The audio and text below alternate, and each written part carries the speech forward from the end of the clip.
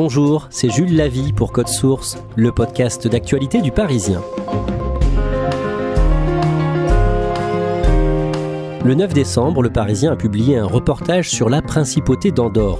Ce petit état de 80 000 habitants, situé dans les Pyrénées, est victime de son succès. Il attire de plus en plus d'étrangers, comme des anciens sportifs, des entrepreneurs, des retraités ou encore des influenceurs. Résultat, les prix de l'immobilier ont grimpé en quelques années, à tel point que des habitants d'Andorre ont manifesté dans la rue à plusieurs reprises ces derniers mois. Événement rarissime en Andorre. La reporter du Parisien qui s'est rendue sur place et dans Code Source aujourd'hui, Bérangère Lepetit du service Société.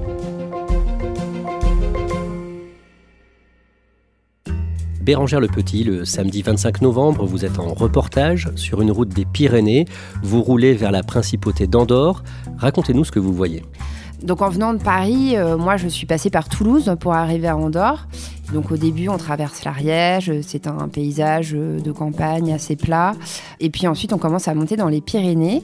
Ce qu'il faut comprendre, c'est que c'est un petit État, un micro-État, qui est vraiment coincé dans les Pyrénées entre la France et l'Espagne, Andorre.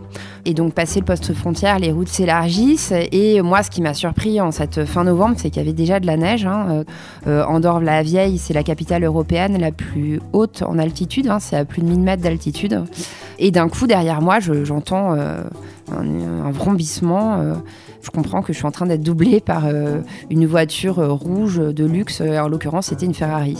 Et je me suis dit, ça y est, je suis bien arrivée. Alors vous allez nous raconter votre reportage en Andorre dans ce podcast, mais avant, vous allez nous expliquer pourquoi vous vous rendez sur place. Un mot d'abord, quelle est l'histoire de ce petit pays situé dans les Pyrénées entre la France et l'Espagne ? C'est le roi Charlemagne qui a reconnu le premier la souveraineté du peuple d'Andorre.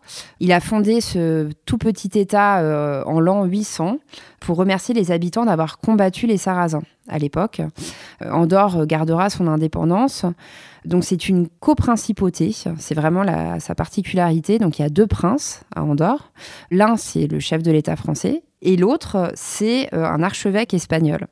C'est un micro-État qui ne fait pas partie de la zone euro, qui ne fait pas partie de l'Union européenne, mais depuis 1993, qui fait partie de l'ONU. La langue officielle, c'est le catalan.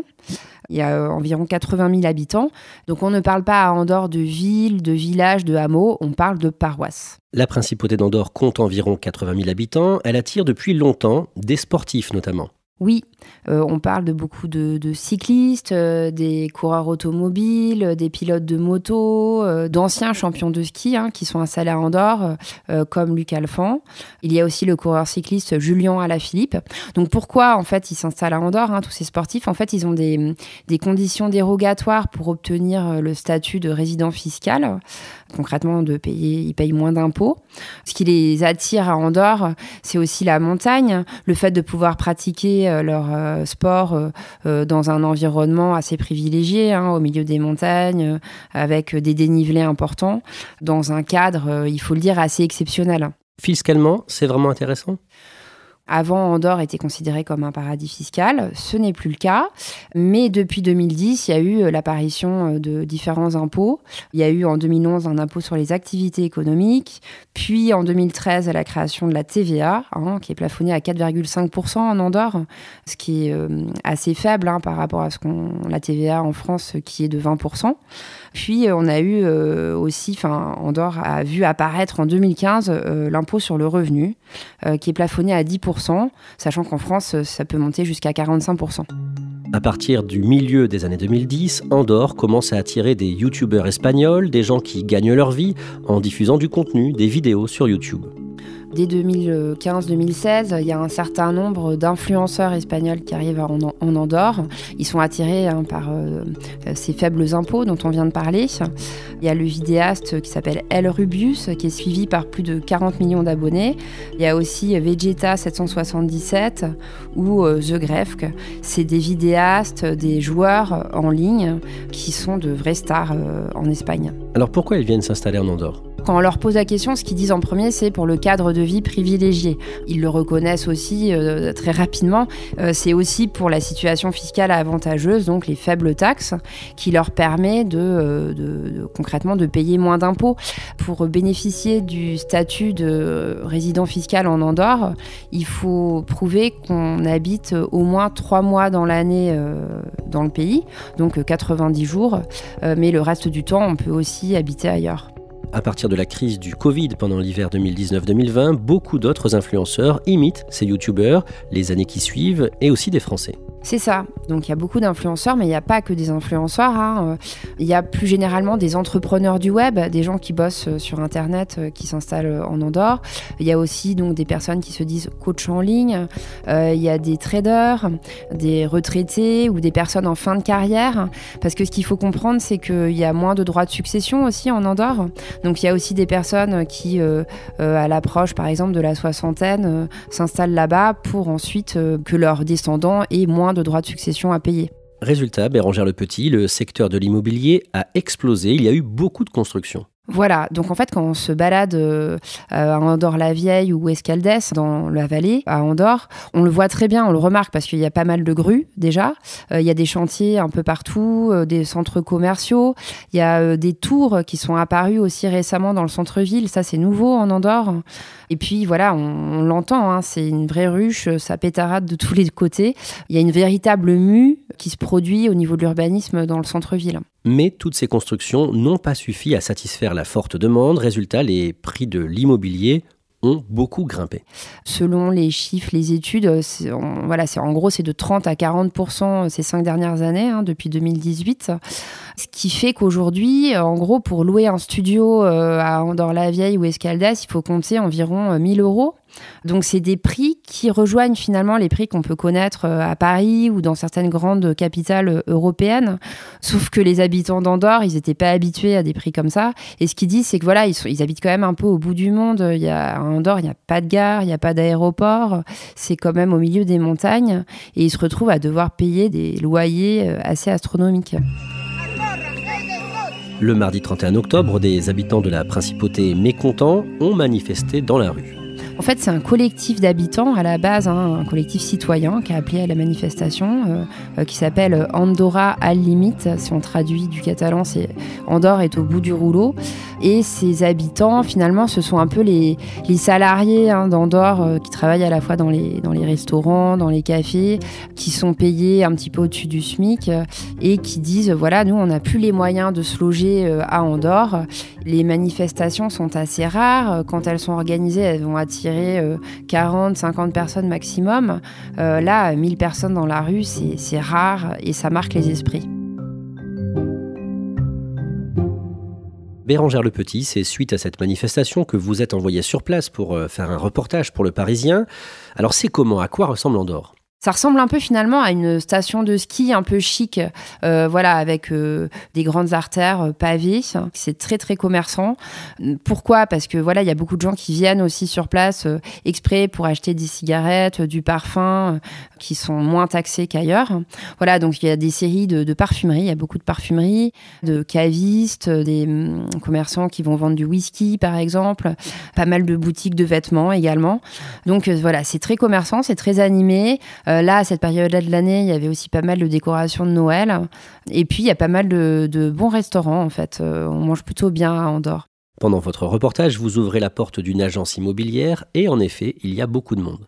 Oui, donc je suis allée dans une agence un lundi matin et puis il y avait pas mal de monde, hein, la porte n'arrêtait pas de s'ouvrir, il y avait une espèce de salle d'attente avec des couples qui se serraient un peu sur les canapés, donc c'était des couples plutôt autour de 50 ans là, ce matin-là. Alors, j'ai discuté avec un des salariés, hein, de l'agence immobilière qui a accepté de me parler. Il m'a dit maintenant on a vraiment des gens de Rome, de Genève, de Paris, ça n'arrête pas. Il m'a dit ici c'est une vraie épicerie, ils adorent ça, ce cadre privilégiés, voilà, ils se sentent un peu protégés. Voilà, c'est la sécurité aussi qui va les attirer à Andorre. Après, pour finir notre conversation, il m'a dit voilà, moi après je m'en fiche que les gens roulent en Ferrari. Moi, ce qui m'intéresse, c'est l'origine des fonds. Tant que c'est légal, tout va bien. Vous échangez avec un couple qui a quitté la Belgique et Bruxelles pour déménager en Andorre en 2019, Claude et Manon. Qu'est-ce qu'ils vous racontent ? Ils me racontent qu'ils sont vraiment ravis de leur nouvelle vie. Ils n'ont vraiment aucun regret. Ils ont quitté Bruxelles pour venir s'installer ici. Claude, lui, il a un enfant. En fait, donc Manon, c'est sa seconde compagne. Il a un enfant de 8 ans. Il me dit, moi, ce que j'adore en Andorre, c'est le fait de pouvoir laisser mon fils comme ça jouer au square. Je suis sûre qu'il ne se passera rien. Il me dit, voilà, si jamais on oublie son téléphone sur un banc, on peut revenir 3 heures plus tard, le téléphone sera toujours là. Il me dit qu'il en avait marre de la Belgique, qu'il trouvait que Bruxelles, c'était une ville sale, avec un système de soins qui se dégradait. Et à Andorre, voilà, c'est tout le contraire. Il est vraiment conquis. Sa compagne, qui est un peu plus jeune, me dit même qu'elle a l'impression de vivre dans le pays des bisounours, que c'est aussi une ville qui est assez dynamique, où on peut sortir le soir, qui a une vie nocturne agréable. Donc ils sont vraiment très contents tous les deux. Ils se défendent d'être venus pour payer moins d'impôts. Ce qu'ils disent, c'est que ça fait partie de leur motivation pour venir en Andorre, clairement, mais que c'est pas leur principale motivation. Je me rappelle, il m'a dit j'aurais très bien pu aller m'installer à Malte, en Tunisie, dans d'autres pays où il y a des conditions fiscales avantageuses, mais j'ai choisi Andorre et c'est pas pour rien. Et donc, quels sont les inconvénients de vivre en Andorre ? C'est pas si facile d'accès, c'est au milieu des montagnes, il fait souvent beau, mais il fait aussi très frais, voire froid en hiver. Et puis, ce qu'on peut dire aussi, c'est que d'un point de vue politique, c'est un pays qui est assez conservateur. Par exemple, l'IVG, l'interruption volontaire de grossesse, est restée illégale. Et donc, une femme ne peut pas se faire avorter, même en cas de viol. Bérengère Lepetit, vous rencontrez aussi une femme, Virginie Hergel, qui a créé une société de conseil pour celles et ceux qui cherchent à venir s'implanter en Andorre, des chefs d'entreprise, des coachs en ligne, des retraités, des artistes ou encore des influenceurs. Et certains de ces influenceurs en avaient marre de vivre à Dubaï, aux Émirats Arabes Unis. Oui, en fait, ils en ont un peu marre de Dubaï. C'est pas la même culture, c'est loin, c'est pas la même religion, c'est pas le même climat. Il fait chaud, ils vieillissent aussi. Certains ont des enfants. S'installer en Andorre, c'est la garantie d'être à 3 ou 5 heures de sa famille en France. Et pour eux, c'est important. On revient sur la conséquence de cette forte attractivité d'Andorre, l'explosion des prix de l'immobilier. Vous recueillez le témoignage de Lina, âgée de 48 ans, qui se décrit comme faisant partie de la classe moyenne d'Andorre. C'est la première personne en fait que je rencontre en arrivant sur place. C'est une femme qui habite là depuis les années 90, qui était technicienne en pharmacie. Elle me dit d'emblée, voilà, moi je gagne 1 900 € par mois, mais malgré tout, voilà, j'ai bientôt 50 ans et je vis toujours en colocation. Voilà, elle m'explique qu'elle habite en colocation avec un autre salarié qui a à peu près son âge. Et elle me dit, voilà, moi, en plus, l'appartement où j'habite, il est vieillissant. J'entends toutes les conversations de ma voisine. L'hiver, je suis obligée de mettre des clous aux fenêtres pour que les fenêtres ne s'ouvrent pas quand il y a des bourrasques de vent. On sent qu'elle est un peu désabusée, Lina, et elle sent en fait qu'elle a de moins en moins de moyens et que ses marges de manœuvre sont assez limitées. Et Lina, elle s'est déplacée dans la rue, voilà, elle a fait partie des manifestants du mois d'octobre. Vous échangez longuement avec une autre habitante de longue date, une femme de 58 ans, naturopathe, qui, elle, s'est installée ici en 1988. Oui, elle s'appelle donc Laurence, on va parler longuement ensemble. Elle s'est installée en Andorre toute jeune, elle était tombée amoureuse d'un Espagnol et puis elle a décidé de rester. Et en fait, elle observe la mue d'Andorre un peu dépitée en fait. Elle me dit voilà... les gens d'Andorre, alors il y avait une certaine richesse, mais c'était une richesse qui était non ostentatoire. En fait, il n'y avait pas le bling-bling, toutes ces tours, toutes ces voitures de luxe, là, les Ferrari. Ici, voilà, c'était des habitants de la montagne, on roulait en 4x4, c'était pratique, c'était moins chic, mais c'était pratique. Et puis, elle me dit aussi, voilà, moi, je me suis considérée comme une immigrée. Moi, j'avais pas peur de ce mot-là, de me dire immigrée en Andorre. Aujourd'hui, les nouveaux habitants, ils se disent expatriés, ça fait plus chic. Et on sent qu'elle est un peu agacée, Laurence. On le disait, le 31 octobre, 1 millier d'habitants d'Andorre ont manifesté dans la rue. Comment le gouvernement a réagi face à cet enjeu et face à cette manifestation ? La réponse a été rapide. Le chef du gouvernement a instauré tout un tas de mesures pour tenter de résoudre le problème. Il a décidé d'instaurer un moratoire sur les investissements étrangers. pour qu'il y ait moins d'étrangers qui arrivent pour acheter dans les tours, par exemple, qui se construisent dans le centre-ville. Et il a décidé aussi de mettre en place une taxe sur les achats de biens immobiliers.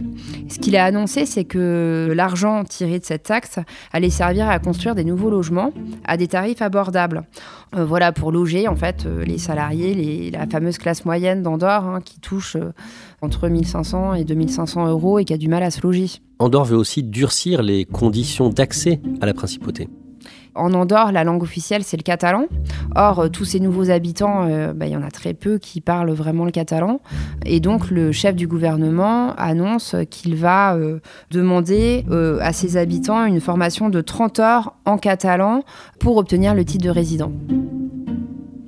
Bérengère Lepetit, dans votre reportage en Andorre, paru dans Le Parisien le 9 décembre, vous faites aussi parler un opposant, un candidat socialiste aux prochaines élections municipales locales, et il dénonce ce qu'il appelle la schizophrénie d'Andorre. Pourquoi est-ce qu'il dit ça ? Oui, donc il s'agit de Jean-Michel Armengol. C'est un opposant politique, mais c'est aussi lui qui siège. Il est secrétaire général de la commission andorrane pour l'UNESCO, donc l'organisation de l'ONU pour la culture. C'est important parce que lui, ce qui l'intéresse aussi, c'est le patrimoine. Il me parle beaucoup des églises romanes, voilà, des constructions anciennes, historiques de ce micro-État. Et il me dit, voilà, en fait, on est dans un état complètement schizophrénique. Pourquoi ? Parce qu'on n'arrête pas de vanter partout dans le monde notre qualité de vie, nos beaux espaces. Et finalement, on se met à construire des routes à 100 mètres d'une église romane. On dit ce patrimoine-là, finalement, on ne le respecte pas. Après votre retour à Paris, le vendredi 8 décembre, il y a eu une nouvelle manifestation en Andorre, 2000 manifestants selon la police, 3000 d'après les organisateurs. C'est un record absolu pour ce micro-État. C'est un record absolu, c'est 3 fois plus que lors de la manifestation de fin octobre. Et puis surtout, c'est étonnant parce que le collectif citoyen Andorra Limite qu'appelait à la manifestation, qui était à l'origine en tout cas de la protestation d'octobre, n'avait pas appelé cette fois-ci à la mobilisation. Et du coup, en fait, ils se sont fait finalement dépasser par leur base. Ça prouve que la colère n'est pas retombée en fait. Bérengère Lepetit, quand on lit votre reportage dans Le Parisien, on sent une forme de fatalisme sur place. Oui, et c'est un fatalisme qui revient beaucoup. Je pense notamment à Lina, que j'ai rencontrée. Elle, en fait, elle me dit qu'elle se sent vulnérable. Elle me dit, voilà, moi, j'ai bientôt 50 ans. À la base, j'adore ma vie sur place. J'aurais envie de rester pour ma retraite. Mais elle a du mal à se projeter, en fait. Parce qu'avec ces prix-là, elle est déjà pas très bien logée. Elle sent que ça va s'aggraver, qu'elle risque d'être peut-être même expulsée de son logement. Et Lina, elle a peur de ne pas pouvoir rester vivre sur place et ça lui fait beaucoup de peine. Elle porte un regard un peu amer aussi sur ce qui est en train de se passer sur place. Elle me dit finalement, avec l'arrivée du bling-bling, c'est ce qu'elle me dit, le fossé se creuse entre le monde des gens qui travaillent et le monde où tout brille, tout est clinquant.